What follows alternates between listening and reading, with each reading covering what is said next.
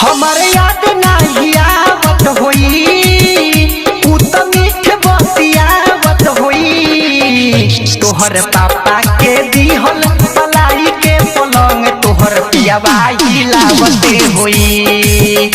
तोहर पापा के दिहल पलाई के पलंग तोहर मर्दा हिलावते होई। हमारे याद नहीं आवत होई उ त मीठ बतियावत होई।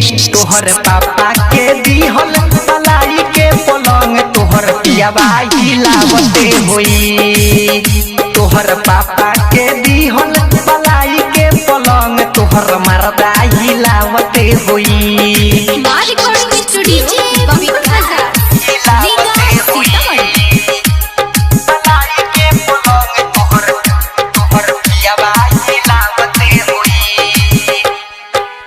भूल गईलू सारा प्यार कुआर के चल गईलू तेरे दिलवा